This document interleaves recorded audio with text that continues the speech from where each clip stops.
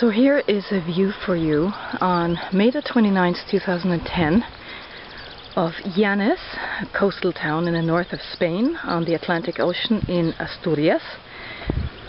What makes this town so special is that it's right on the ocean, but the Picos de Europa mountain area right behind us comes right down to the coast here. And some of these mountains rise up to 2,600 meters. So there's an astounding mixture of ocean and mountains. And let me give you a view down to Playa del Sablón, almost around here, going out to the ocean. There's a cross here, up on the hill, and this almost looks like a cave. Oh, you can actually walk through. Isn't this interesting? This whole area, and especially the Picos de Europa mountains, they're all limestone formations.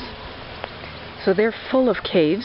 Some of these caves were prehistorically inhabited. The one I went to this morning is called La Cueva de Tito Bustillo. It was actually discovered in 1968, but it was inhabited like 14,000, 15,000 years ago. So lots of prehistoric activity in this particular area of Spain. That age, apparently, I think it's the Neolithic, is actually the same age as the famous caves of Altamira, while the caves of Lascaux in the south of France are about 10,000, were inhabited 10,000 years earlier, or 15,000 years earlier.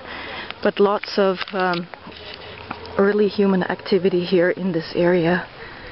Now looking out over the Atlantic Ocean here. And the beautiful coastline of Asturias.